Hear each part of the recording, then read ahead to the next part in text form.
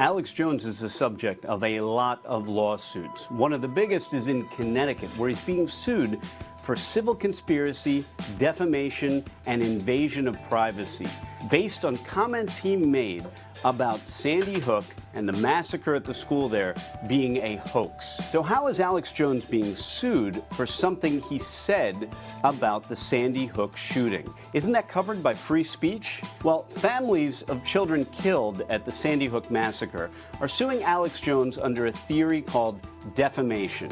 Defamation is something that's often alleged but rarely actually litigated.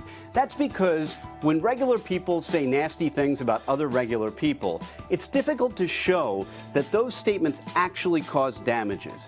But when you're Alex Jones and your words reach millions and millions of people, your words can cause harm. And that's why defamation is an exception to the First Amendment.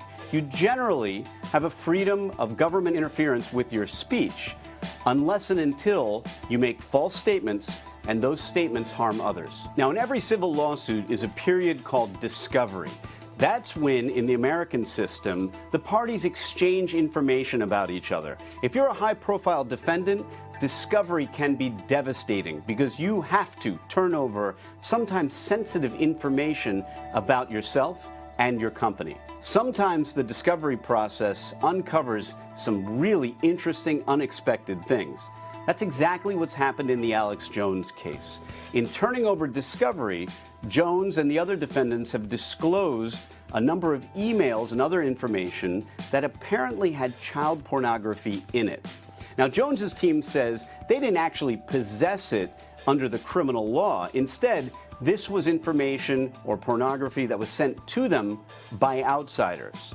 But because they turned over everything in their email accounts, that child pornography was included. From there, Alex Jones took to the airwaves and suggested that the plaintiff's attorneys may have planted this child pornography. Well, the judge didn't like that one bit and imposed some heavy sanctions on Alex Jones and the defendants. Perhaps the strongest argument Alex Jones and the other defendants have in these cases is that the First Amendment protects their right to say ridiculous, hurtful things. The easier part of the plaintiff's defamation case is showing that these statements were false, which they were, and that they were intentionally false, which they probably were.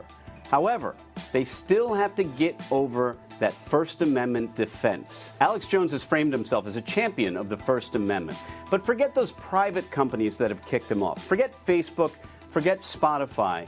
These cases are about when the government gets to intrude on your liberty to say almost anything you want.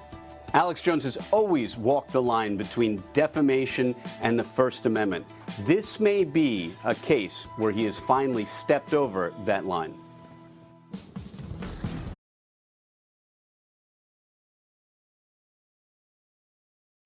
Hey, NBC News viewers, thanks for checking out our YouTube channel. Subscribe by clicking on that button down here and click on any of the videos over here to watch the latest interviews, show highlights, and digital exclusives.